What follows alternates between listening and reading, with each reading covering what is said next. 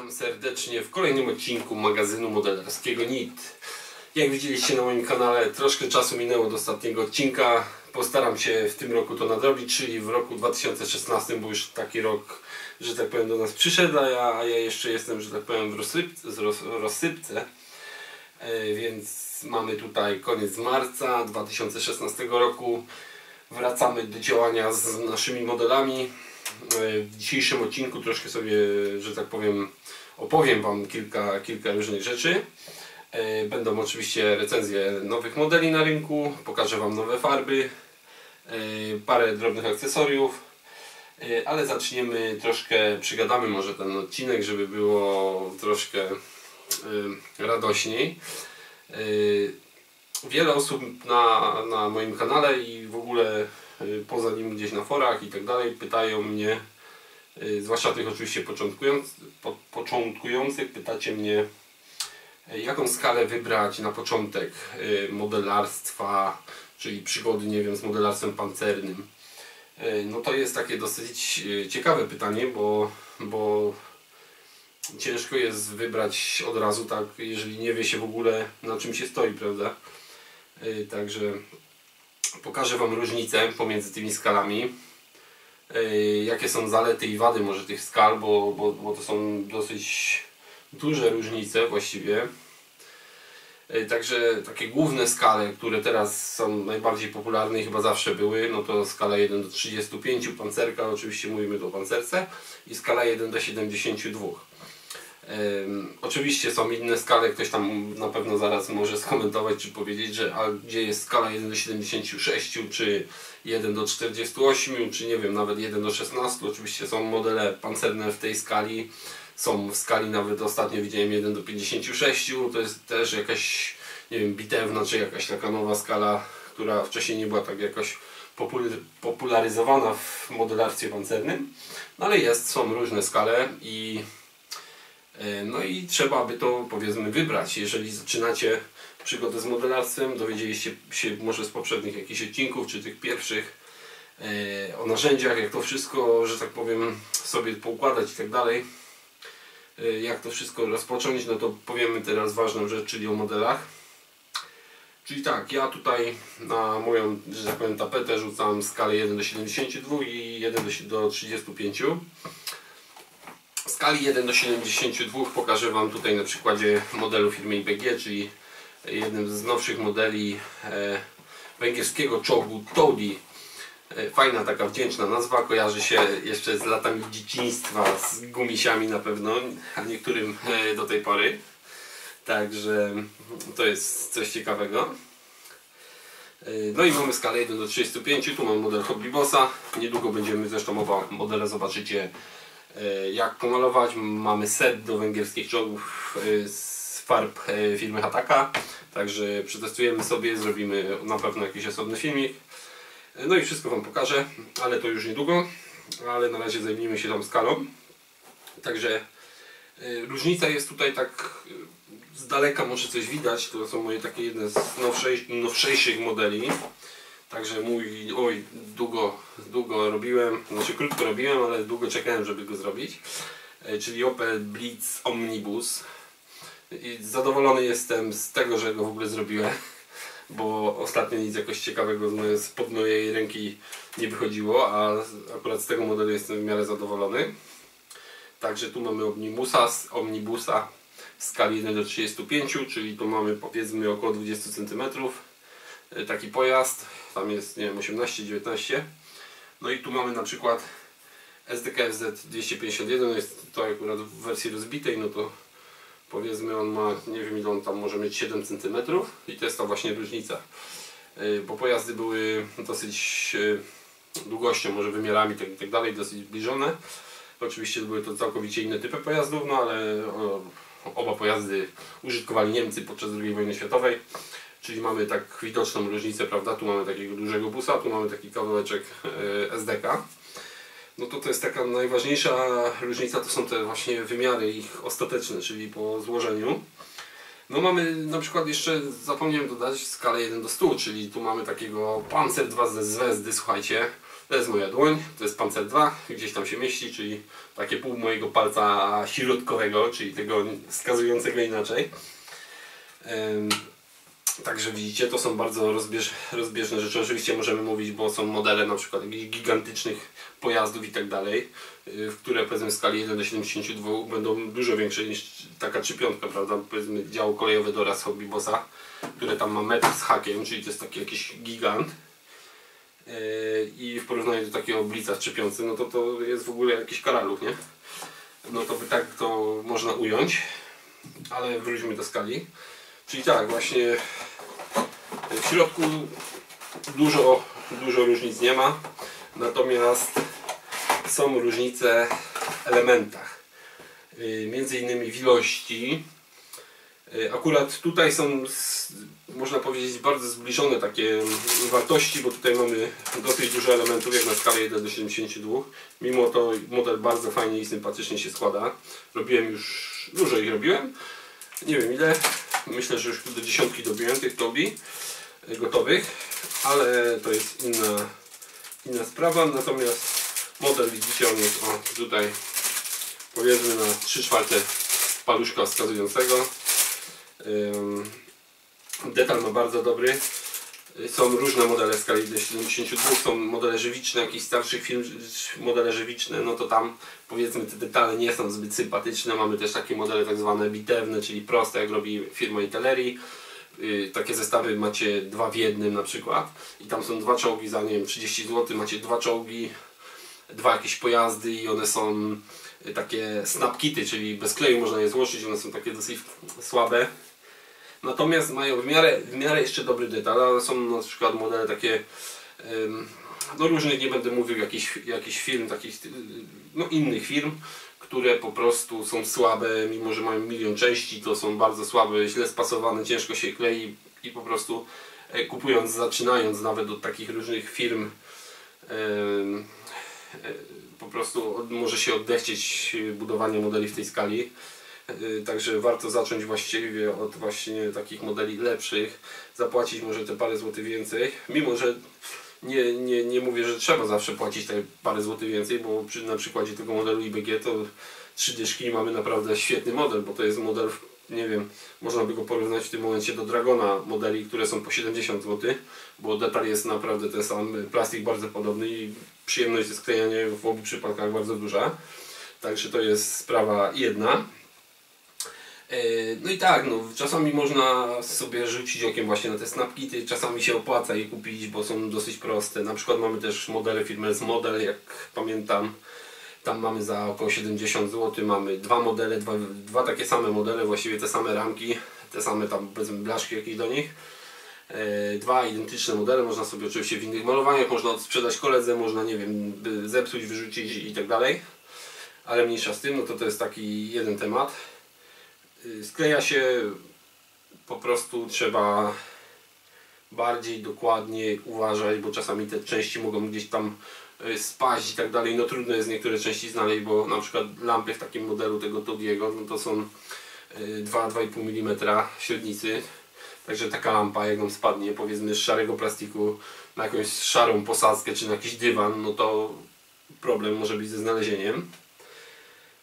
Natomiast fajnie można, na przykład ja czasami tak robię, albo sobie gdzieś tutaj powiedzmy robię model taki w skali 1,72, tu sobie po 3/5 kładę takie pudełko i czasami jak jakaś część tu zlatuje pomiędzy biurkiem a moim brzuchem, że tak powiem, to tu mam pudełko, ona tam spada i wszystko jest ok. Najgorzej właśnie jak nam gdzieś wystrzeli i tam tylko usłyszymy jakieś echo, no to wtedy już jest źle. Ale to jest też taka jakaś historyjka poboczna. No i tak, i mamy skalę 1 do 35, naszą ulubioną, że tak powiem. Mimo że 7/2 również uwielbiamy, prawda? Skalę, która nie wiem, chyba nie chce nam się otworzyć, ale otwarta jest, więc powinna się otworzyć. Dobra, i tu pudełeczko, no wiadomo, większe pudełko, większe części i tak dalej. Tu zawsze są jakieś Hobby Bossy, kolorowe bzdety, malowanie i tak dalej, też niepotrzebne instrukcje standardowe. Jakieś kwitki, reklamy, no to w nasze czasy, że tak powiem, reklam. No i tu macie takie porównania, to jest góra tego kadłuba, to już jest jak tu mieliśmy na 3/4 palca, no to tu mamy prawie na 3/4 dłoni, także różnica jest widoczna. No detali jest powiedzmy więcej, mimo że koła też są takie jakieś pojedyncze i tak dalej, no to w modelu IBG w tym przypadku jest tak samo. Tu są gąsienice ogniwka, niesamowicie drobne i ciężko, trzeba super świeżym ostrzem wycinać, żeby nie popękały, jak już widzę. No tak, no tu części jest chyba porównywalnie, nawet bym wam powiedział, bo tu jest kadłub, wanna, tu jest ramka, to jest do wieży, to tak jak i w IBG. Gąsienic nie liczymy, bo tam też są pojedyncze takie ogniwka i tego. No i tu mamy 3 takie słabe ramki z paroma częściami. Także mogę powiedzieć, że no, mówię, ilość części porównywalna, natomiast tu mamy części większe. I jeżeli chcemy mieć powiedzmy jakiś tam wizualny, nie wiem, satysfakcję wizualną z budowy modelu, to polecam no 3/5, wiadomo, bo robiąc taką 3/5, stawiając ją na półce, będziemy ją widzieć z daleka nawet i będzie się jakoś tam prezentować, prawda? Jeżeli postawimy takiego małego 5 czy 6 cm karaluszka, no to czasem odkurzacze możemy wciągnąć, bo go nie zauważymy. Oczywiście to tak w cudzysłowie. Ale no tu jest właśnie ten, że tak powiem, problem. No bo co tu wybrać, prawda? Mamy duże części w 3/5 i fajny widok, ale mamy 7/2, która też naprawdę daje dużo satysfakcji, tylko po prostu musimy być bardziej, że tak powiem, dokładni. Mimo że przy każdym modelu musimy być dokładni, żeby fajnie wyszedł.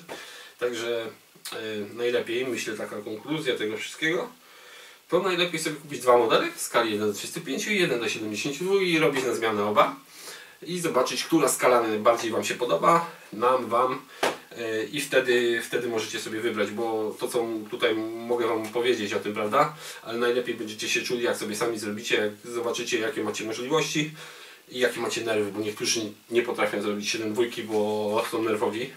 Ja kiedyś tak byłem, też takim nerwowy, ale mi nie przeszło, ale mi przeszło i połowicznie i mogę robić 7/2, prawda?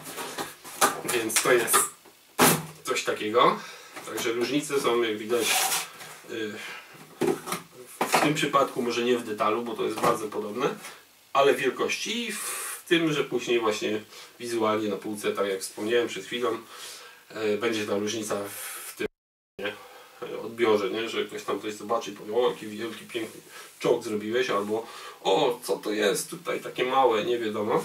No ale to jest oczywiście taka inna historia. No i tak, w tym odcinku, tak jak wspomniałem, będą nowości za momencik, będą jeszcze jakieś tam jakiś tutorial, bo pytaliście mnie, już kilka osób też mnie pytało i komentowało, żeby zrobić odcinek o tej szybie nieszczęsnej do tych pojazdów, jak zrobić te ślady po wycieraczkach.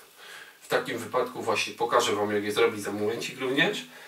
Tu mam kabinkę już od Forda G917T, jak dobrze pamiętam, z ICM-u, taka już gotowa. Przed momentem starłem te ślady, które tu były wcześniej po wycieraczkach, bo to był model kiedyś gotowy. Niestety spadł z półki, później już nie chciało mu się wrócić do formy. Więc na tym przykładzie tej kabinki zrobimy sobie te ślady. Pokażę wam tak. Ślady można zrobić albo aerografem w super prosty sposób, albo można sobie zrobić to manualnie, czyli ręcznie, bez użycia maszynki, czyli aerografu. W bardzo prosty sposób możemy użyć pigmentów i może jakiegoś tam płynu, white spirita czy czegoś. I możemy jeszcze użyć na przykład wielu modelarzy młodych, którzy zaczynają. Kupuję sobie na przykład suche pastele, takie te kredeczki, nie? Ściera gdzieś tam, ja tak zaczynałem, pamiętam również 10 lat temu. No to kupowałem sobie te kredeczki, ścierałem na taki pyłek biały, na przykład białą, i robiłem sobie tutaj takie różne ślady, na przykład zimowego malowania, na przykład białą pastelą, super suchą. Wyglądało to dosyć fajnie. Miałem na przykład, kiedy to było, nie wiem, ale no dawno temu, jakiś tam pierwszy artykuł od razu mi się udało gdzieś tam w gazetce Pajo, pamiętam, pojawić, poradnik modelarski, chyba część 3 to była, tak, i tam był mój taki blitz zimowy, taki przytarty na biało, no to z taką jakąś słomianą pseudomatą na masce. No to był mój model, przyznaję się, i pamiętam o nim, jako wielu moich nieszczęsnych niektórych modelach z początków, że tak powiem, przygody z modelarstwem. Możecie zobaczyć na moje hobby, też jest ten sklep mojehobby.pl.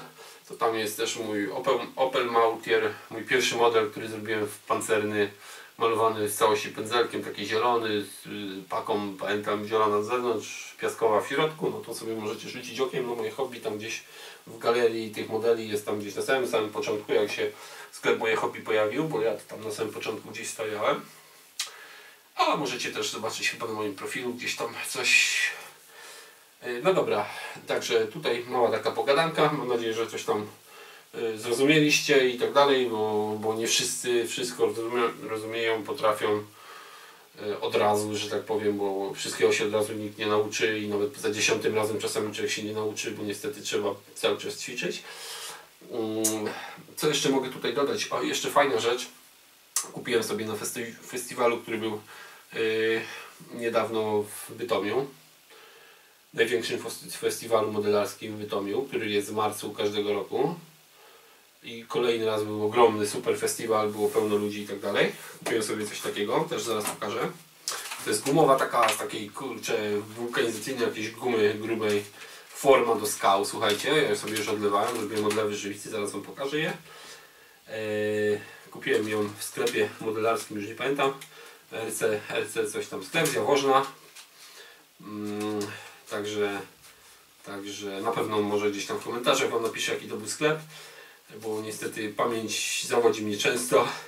Także, ale sklep, w którym kupowałem już parę rzeczy, także jest fajny, jeżdżą też, widać, że się interesują i tak dalej, jeżdżą sobie po wystawach, także warto u nich kupować na pewno. Ja sobie właśnie pozwoliłem na taką gumkę i taką gumkę sobie użyłem do zrobienia skał. Później zrobimy odcinek, może jak je pomalować te skały, na przykład coś takiego, bo też czasem się to przydaje, to jest prosta, fajna sprawa. Także to też omówimy. Dobra, wracamy do działania, zapraszam na tutorial, zapraszam na nowości, zapraszam na kolejny odcinek, który już będzie wkrótce, już niedługo, na pewno w kwietniu. Za kilka dni postaram się, bo już teraz nie ma żadnego obijania. Było troszkę w zeszłym roku problemów, była operacja, to już tam gdzieś komentowałem, pisałem, ale wszystko jest ok.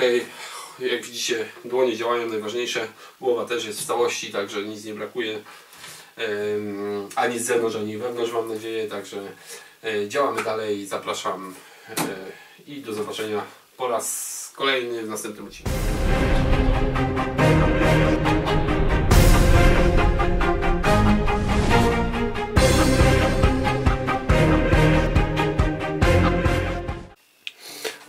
Ok, to zaczynamy ten tutorial odnośnie szybek, czyli jak zrobić te ślady po wycieraczkach. Tu mamy szybkę, jak widzicie troszkę jest wyczyszczona, czysta.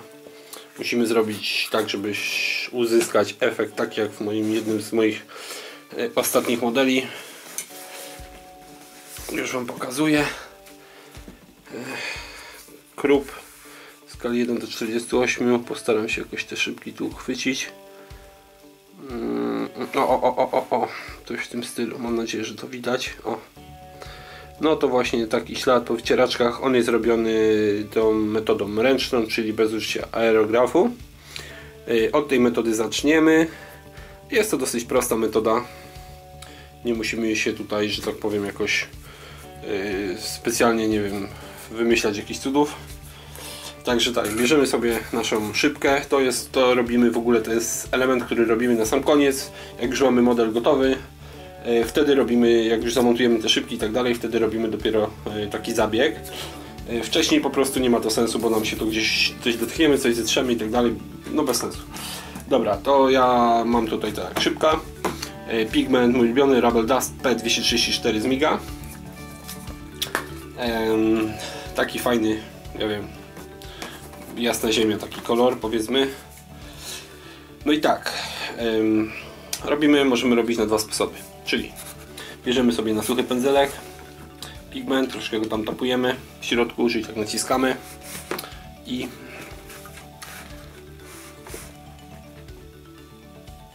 sobie brudzimy tą szybę. Ona się pobrudzi w miarę.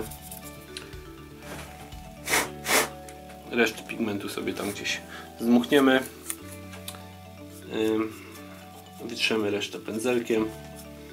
No i tam gdzieś ta szybka się już troszkę pobrudziła. No i wtedy bierzemy jakiś nawilżony pędzelek, możemy w jakimś white spiricie, możemy w jakiejś wodzie, taki po prostu nawilżony, wytarty o chusteczkę, nie mokry, żeby nie kapało z niego i tak dalej. I robimy sobie ślady po wycieraczkach. Czyli takie łuki, jak często widzicie. Mam nadzieję, że mi się to jakoś ładnie uda, bo jestem akurat w niezbyt ciekawym ustawieniu. Ale myślę, że w miarę się to uda. Oczywiście po jakichś kilku razach, jak sobie to przećwiczymy, to one będą wychodziły od strzału, także że po prostu będą ładne. No i to jest coś takiego, widzicie, ślady są, one zaraz niestety wyparują, bo ja mam patyczek w White Spiricie i po prostu to zaniknie. No ale to jest coś w tym stylu. No i teraz tak właściwie jak to powinno być, to zrobimy sobie, użyłem tak White Spirit, namoczę pędzelek wilgotny, troszkę go tu przetrzemy o papier, o, i przybrudzimy troszkę pigmentem. I teraz po tej szybce robimy takie zacieki. Te zacieki, jak nam się obsuszą, to zrobią taki fajny ślad właśnie, powiedzmy, takiego błota po deszczu. O, dmuchnąłem, bo White Spirit szybko paruje. Słuchajcie, o, widzicie, jest taki, no szybka jest taka bardzo brudna. I to jest na takie właśnie, to pasuje akurat do tego weatheringu tej kabinki, jak właściwie tego całego pierwotnego modelu, jaki tu był w całości. No i teraz będzie to fajnie widać. I teraz ważna rzecz. Musimy sobie świeży patyczek, czyli czystą końcówką. Maczamy sobie w White Spiricie troszkę.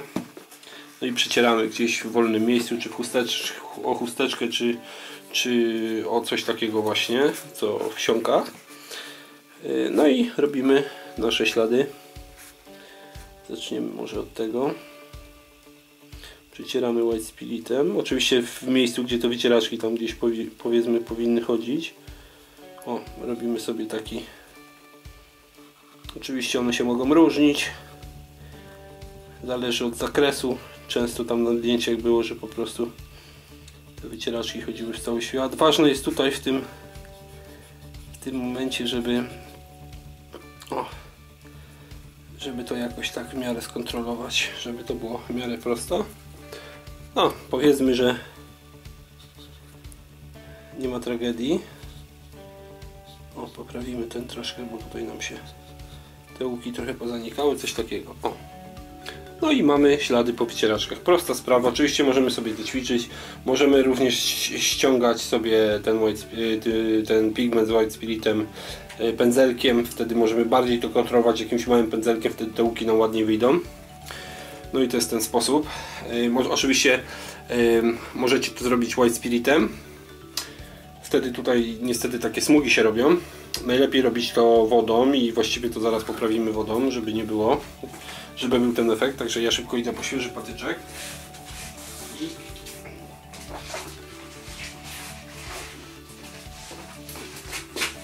I ścieramy to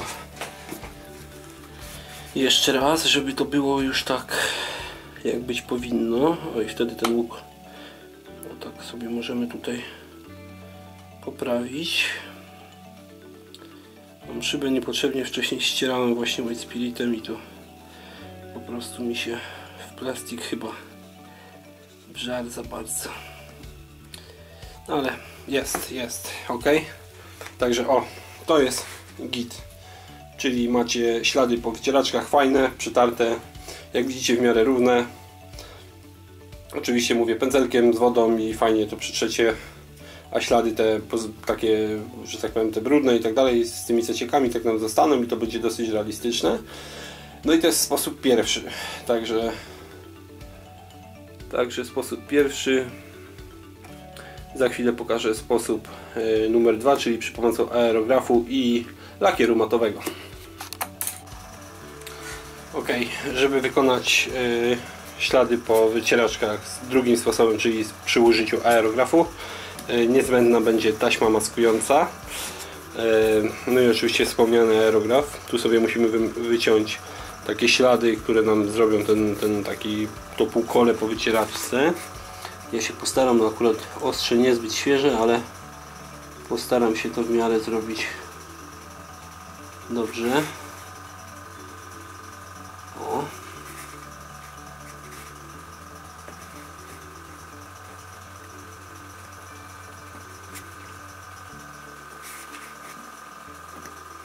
Także to jest to, jeszcze mi się troszkę urwało, ale to nic. Dotkniemy drugie tego. To niestety musimy zrobić dosyć dokładnie. I to będzie ten nasz cały ślad, czyli to nasza cała cała robota. Dobra. Coś tam się udało. No i musimy teraz przykleić w miejscach, gdzie będą ślady po wycieraczkach. O, ten rożek mi się nie chce się odkleić, uparty. Dobra. I to jest ślad numer 1 i ślad numer 2 za momencik. O. Też się troszkę postrzępił, ale to jest tylko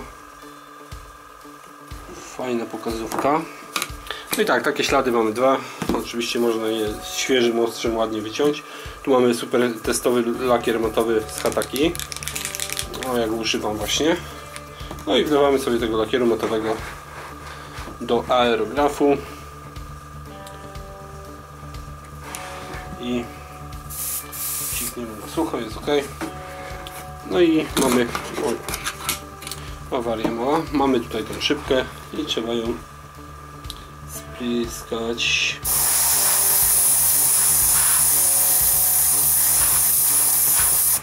I taką spryskaną szybkę odstawiamy, aż wyschnie.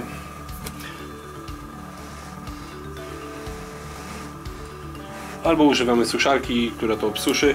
No ale dobra, mamy ten lakier, on fajnie tą szybkę zmatowi. Już właściwie ją zmatowił. I teraz zobaczycie ten super efekt. Czyli tu mamy bardzo, jak widzicie, jeszcze łatwiej. W momencie, za czym zdejmiemy tą taśmę maskującą, możemy sobie jeszcze pigmentem takie zacieki porobić, delikatnie, pędzelkiem. Nie musimy, ale możemy. No i wystarczy teraz tą taśmę ściągnąć. To akurat była troszkę ona postrzępiona. Dobra.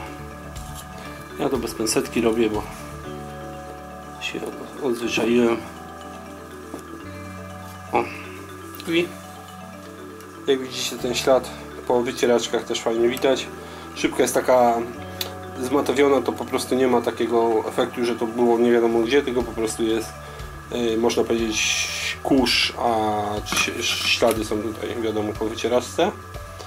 No i tak sobie możemy kontrolować. Oczywiście to są takie te ślady no, na pokaz, jak to się mówi. Możemy tutaj bardziej te łuki zrobić, takie konkretne półkola. No ale wiecie, teraz wiecie, jak to zrobić. Mam nadzieję, że Wam się tutorial przydał i wreszcie wiecie, jak to zrobić. Czyli widzieliście sposób dla osób, które nie mają aerografu, bardzo prosty, jak i sposób dla osób, które aerograf posiadają i chcą sobie zrobić ślady w swoim pojeździe wojskowym. Także do czego zapraszam i zachęcam. Dzięki serdeczne za uwagę i do zobaczenia kolejnym razem.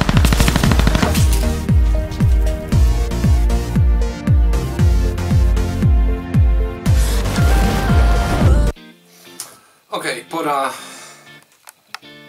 pora na przegląd rynku modelerskiego.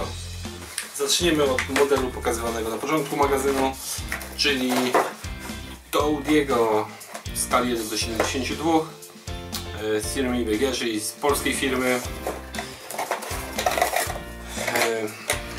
Pudełeczko, ramki już sobie pozwoliłem wyjąć z folii. Słuchajcie, detale są super. Model jest bardzo tani, około 30 zł. Detal jest świetny. Mówię, robiłem ich dużo. Są naprawdę bardzo przyjemne. No i mają bardzo fajnie zrobione te gąski, mimo że tam niektórzy mówią, że są niezbyt fajne, mnie się podobają, robiłem, bardzo przyjemnie się je składa, są idealnie dopasowane do długości tego, że tak powiem, układu jezdnego. Nie zawsze w modelach tej skali to się, że tak powiem, udaje, jeżeli chodzi o ogniwka i tak dalej, takie odcinki. Także tu jest wszystko w porządku, nic się nie dzieje. Mamy dwie takie rameczki, właśnie tutaj są wahacze, koła, gąsienice, kadłub, wieża jest na osobnej ramce, płyta. O, wyszły aż 4 takie modele, 4 różne wersje. Do tego mamy kalki oraz instrukcja przejrzysta, modelowane tak w 3D, to są rysunki, także to wszystko jest bardzo dobrze i jest bardzo fajnie rozrysowane i zrozumiałe. W trakcie budowy mamy właśnie tutaj te gąsienice, też w tym stylu. Także to jest coś takiego, mamy malowanko. Także jeszcze raz powtarzam się, ale to jest, mówię, bardzo fajny model. Z całą przyjemnością, chyba pierwszy raz daję 5 na 5, bo mamy i bardzo dobrą cenę, i bardzo dobry detal. No i bardzo oryginalny i nietypowy model. Jest to czołg węgierski, także na rynku właściwie tego nie było, pomijając oczywiście modele żywiczne. Także to jest takie fajne 5 na 5, bo jest po prostu naprawdę warty i ceny, i jakości model. Dobra, kolejny model, już niedługo na moim warsztacie zresztą, drugi Opel z Rodena. Jak pokazywałem na początku magazynu, pierwszy już jest gotowy, wraz z wnętrzem. Kto widział, to widział, kto nie widział, to zapraszam do oglądania. Jest na profilu moim na fejsie, czy tam gdzieś na blogu. No i tu mamy wszystko zamknięte. Coś się wali, coś się pali, nieważne. Czyli tak, czym on się różni od tego poprzedniego? Patrząc tutaj w tym momencie na ramki, na części, widzę, że to jest praktycznie ten sam model. Natomiast ma inne burty, czyli te boki tej całej nadbudówki. I jest bardzo zgrzany. Dobra, czyli rameczki z kołami, z felgami, przepraszam, koła gumowe oczywiście. Ramki z fotelami do wersji jako, że tak powiem, autobusu. Tu jest taka afrykańska, można zrobić, widzę, ambulans, daszek, podłoga, nadkola, jakieś tutaj cuda, grill, napis Opel Blitz jest akurat słaby detal, nie widać go. Ja akurat miałem kiedyś, kupiłem sobie dawno temu, udało mi się trafić ten znaczek Opel Blitz na Allegro bodajże, fototrawiony, i jest super ładny napis i sobie podmieniłem w moim modelu. Koła gumowe, jak wspomniałem, rama wydłużona, silnik, można sobie robić silnikiem, silnik jest akurat ładny, dużo ma detali. To jest fajny plus akurat dla tego modelu, bo oprócz tego ostatnio wydanego Cyber Hobby sprzed kilku lat, to nic nie było ciekawego, jeżeli chodzi o silnik. No i tak, i tu jest ta różnica, to jest chyba ta ramka jedyna, czyli ta wnęka na koło zapasowe, i tutaj, o sorki, coś mi uciekło, wnęka na koło zapasowe, i to jest chyba ta jedyna różnica w tym pojeździe, patrząc na te ramki. Także robiłem model, obawiałem się na początku, bo jednak to jest Roden i nie wiadomo, czego można było się spodziewać. Na pudełku mamy też Skill 5, czyli to jest, że jest super trudny i tak dalej. O, macie tutaj ten śmieszny znaczek. No i tu są jakieś przykłady malowań. Tu i mamy ten ambulans szary, to jest fajna rzecz. Daje 4, może nawet nie 4, 3,5 na 3 plus na 5 takie dajemy, bo parę rzeczy było średnio spasowanych, parę detali niestety było do poprawek, troszkę tam problem z dachem. Ja w moim akurat musiałem tutaj dawać taką listeweczkę, chyba 1 mm z polistyrenu doklejać, bo po prostu po sklejeniu była tutaj taka szpara, a dach miałem otwierany, więc musiałem ją dorobić, doszlifować, także to takie 3,5, no mocne 3,5, no model nie jest zły, choć mógł być troszkę lepszy, ale to jest ważne, że jest, jak już wspomniałem kiedyś, busik, także Polecam dla fanów tej ciężarówki, czyli Opla Blitza. Ja akurat jestem wielkim fanem tej ciężarówki i z przyjemnością się go robiło. Dobra, jedziemy dalej, bo czas nas goni, a odcinek nie może być już długi, bo uśniecie jeszcze i będziecie mówili, że was zanudza. Więc następny IPG, nie jest to model najnowszy, natomiast jest to jeden z nowszych i bardzo fajna konstrukcja i w ogóle ostatnio te modele zrobiłem i ten model taki tylko w innej wersji też robiłem i bardzo fajnie mi to, że tak powiem, leży, bardzo dobrze się to składa, elementy są fajnie spasowane. No i co? No i jeszcze plus wielki plus za polskie malowanie, mamy tu polskie oznaczenia, a akurat Polacy Bedfordami śmigali aż miło. Tu na początku zwraca uwagę ta super wielka plandeka z burtami razem. Gigantyczny element jak na ciężarówkę w skali 1 do 35. Rzadko się zdarzają takie elementy, ale jest za to bardzo ładnie zrobiony. Więc tu możemy sobie zakryć pakę. Tak, ramek nie będę wyciągał, bo wszystko widać. Detal jest. On taki się wydaje, ten plastik jakby był taki jakby może nie chropowaty, ale taką ma fajną strukturę, no, akurat mnie to się podoba. No tu mamy tył tej plandeki też fajnie widać. Znaczy tak, modele są z IPG bardzo fajne.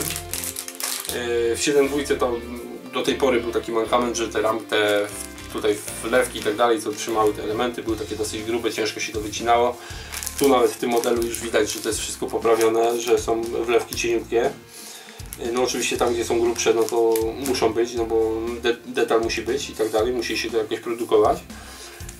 W skali 1 do 72 przy okazji tego Tobiego, którego właśnie widzieliśmy, to super, wszystko jest fajnie się wycina, wszystko jest delikatne i tak dalej. Mimo, że są części super drobne, to nic mi się nie złamało, mimo że ich zrobiłem kilka. No i tak, detal tu jest super. Słuchajcie, koła są świetne, bo mają i ładny bieżnik. No i mają oznaczenia, czyli tutaj mamy koła firmy Avon, tak, dokładnie Avon, nie mylić z kosmetykami, bo to podejrzewam nic wspólnego nie miało wtedy.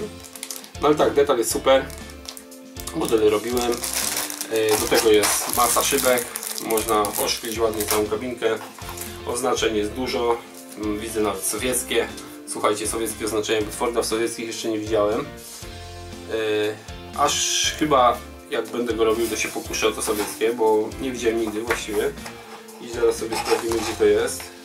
Mamy oznaczenie polskie, mamy oznaczenie amerykańskie, brytyjskie, jest i... O, i mamy gwiazdeczkę, jest tutaj gwiazdeczka, jeszcze ponad gwiazdeczka. No to będziemy mieli ruskiego Bedforda. Mamy tutaj jeszcze jakieś oznaczenia takie. O, to mi się podoba w IPG, na końcu mamy tą wizualizację takiego gotowca, fajnie, pod fajnym kątem zawsze to jest pokazane. Mamy tutaj polskie oznaczenia, też bardzo fajne, z tym na drzwiach tutaj białym znaczkiem, więc też takie dosyć rzucające się w oczy i to jest bardzo fajne. No i to superanckie, które ja zawsze lubiłem, PL na tyle w tych brytyjskich naszych wozach, którymi jeździli Polacy podczas II wojny światowej. No i tak, instrukcja, jak już wspomniałem, w każdym modelu IPG jest bardzo przejrzysta. Mogłaby być może bardziej, nie wiem, kolorowa, jaskrawa, bo części są czasami bardzo ciemne. Akurat tutaj tak właśnie się dzieje. Przegląd ramek, kilka stron, każda ramka na osobnej stronie, też bardzo przejrzyście zrobione, nie upchane, to jest tak jak w modelach innych firm, czyli mamy pierwszą stronę, tu mamy opis pojazdu, tu mamy taką mały prostokącik, a w tym wszystkie ramki nawalone i opisane tak jak w Dragonach między innymi to jest. Także to jest takie ocena, że tak powiem 4 na 5, dzisiaj gdzieś jestem bardzo rozgadany. 4,5 nawet na 5 dam, szczerze mówiąc, o te oznaczenia i polskie i sowieckie i w ogóle dosyć oryginalne wszystkie te oznaczenia. Detal jest, ciężaróweczka jest dosyć spora, fajna alternatywa, jak ktoś robi powiedzmy niemieckie ciężarówki tak jak ja, coś takiego sobie od czasu do czasu strzelić, bardzo fajnie można, na pewno będzie fajnie na półce wyglądało. Jeszcze raz pudełeczko, rysunki uwielbiam, chyba każdy lubi, zwłaszcza, że są fajne te rysuneczki. Mamy kawałek tutaj jakiegoś stwora, jak pancer czwóreczka rozbita jakaś chyba, no i sobie jedzie taki Bedfordzik. No i tak, do tego uzupełnienie, nowości z Hataki, nie wszystkie nowe, znaczy wszystkie nowe, ale nie wszystkie pokażę teraz, bo będziemy robić osobny odcinek i tak dalej. Słuchajcie, tu mamy tak, do węgierskich secik, do węgierskich czołgów. krótko, będziecie mieli osobny cały, że tak powiem, materiał na ten temat. Odnośnie czołgów węgierskich zrobimy to, myślę, jako ala coś, jak robiłem na studiach, coś ale dokumencik. Zrobimy sobie dokumencik o czołgach węgierskich i zrobimy sobie przy okazji tutorial. Trzaśniemy jakiegoś sobie Taudiego. Pokażę Wam, jak pyknąć tymi farbami. 6 kroków tutaj mamy, bo są z cieniowaniem. Można zrobić z cieniowaniem, można zrobić bez cieniowania. Można zrobić cały zielony, bo też były, więc do wyboru do koloru. Farbki są fajne, słuchajcie. Malowałem właśnie, to jest mój model zresztą na pudełku. Firmy IBG, czyli ten karaluszek, który właściwie jakby go tu postawić, to pewnie był taki. Udało mi się zdjęcie w miarę to zrobić dobre i wyszło taki gigant. Wyszedł. No i tak, druga nowość, ataki, słuchajcie, dla fanów kolejek, czyli dla fanów skali H0, czyli dla tych kolejkowców, którzy robią te super wielkie, gigantyczne makiety, które zawsze podziwiałem jako dziecko. No i tak, możemy sobie trzasnąć, tutaj jest mojego kolegi model na okładce, z tyłu chyba też nawet. O, kolorki macie do kolejek, często lokomotywy tak w tych kolorach widziane, często jeszcze na torach się pojawiają, chyba będą jeszcze długo. No i co, wystarczy dodać, że trzeba to polecić, bo to jest coś, czego na rynku właściwie nie było. No i numer 3, najświeższy, najnowszy set, który dopiero pojawił się na rynku przed, nie wiem, 2-3 dniami, czyli set do murów, słuchajcie, i bunkrów. Tu mamy do betonu też takiego Concrete Grey, także Light Grey mamy do robienia sobie takiego tutaj, powiedzmy, tej zaprawy pomiędzy tego tam rozjaśnienia i tak dalej. No i te do cegiełek, różne tam kolory. To też zrobimy tutorial, pokażę Wam w ogóle jak mury malować, pokażę Wam jak malować skały, czyli takie elementy a la dioram, powiedzmy, i to Wam pokażę w następnym już odcinku. Tak jak wspomniałem, no farby tu nie będziemy, nie ma co oceniać, farby ja używam. Wielu modelarzy już się przekonało do nich, także też używają, nie tylko w kraju, i także za granicą. Także no nic, polecić mogę i używajcie. W końcu mamy polską firmę, która robi coś przydatnego do naszego hobby. Kolejną firmę, bo pomijając oczywiście firmy typowo produkujące modele plastikowe, no to mamy tu pierwszą taką firmę, która robi na tym poziomie, powiedzmy, chemię, czyli w tych pudełeczkach i tak dalej farby. No i tak, tu Wam wspominałem o tym, właśnie kupiłem w tym RC sklepie z Jaworzna tą gumę. To jest Woodlands, jak to jest? Sinix, tak? Sinix się mówi, chyba tak się mówi, więc Rock Mold Strata Stone. No i tutaj opisy, guma i tak dalej, kod, tu jakieś super opisy i tak dalej, też to nas nie interesuje, już dawno ulotkę wywaliłem, ale znalazłem.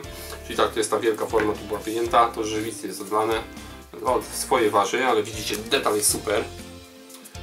To Wam pokażę, jak zrobić taką fajną skałkę, jak ją pomalować. Spróbujemy zrobić może podstawkę, ja nie jestem specmajstrem od podstawek, no ale trzeba się nauczyć i jak się nauczymy, to i Wy to zobaczycie, może też się nauczycie i wszyscy się nauczymy, wszyscy będziemy wiedzieć, o co chodzi i nikt się nie będzie śmiał i tak dalej. Jeszcze gdzieś tu miałem małą skałkę, już rzeczywiście ją gdzieś podziałem i chyba nie wiem, czy ona nie leciała. Oczywiście ona tutaj nam wcześniej zrobiła hałas i jest ta mała tutaj, stąd.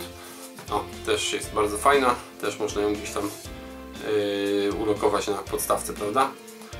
Także to jest coś takiego, detal jest świetny, także polecam to, na pewno warto lać oczywiście z gipsu dentystycznego, w internecie można go kupić bez problemu, jest dosyć tani, taki duży worek rozrobiony z wodą oczywiście, po zmieszaniu trzeba troszkę tam sobie że tak powiem, podygotać, żeby to wszystko się ładnie odpowietrzyło, bo po prostu gips też się zapowietrza, takie bąble później zostają, no i to niezbyt sympatycznie wygląda.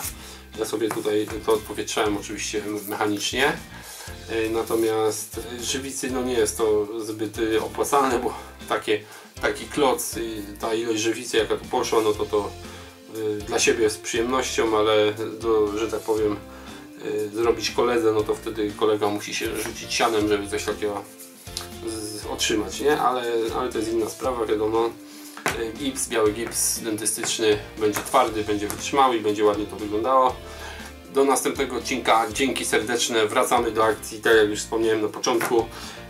Będzie częściej na pewno, naprawdę ściskam szczenę, pięści i inne dziwne rzeczy, żeby po prostu tą ciągłość zachować tym razem i żebyśmy częściej się, że tak powiem, tutaj widzieli i żebyście mogli zobaczyć te różne aspekty naszego modelarstwa pancernego, dioram, różnych cudów, podstawek i innych bajerów i tak dalej. Także nareczka, trzymajcie się do następnego, ciao.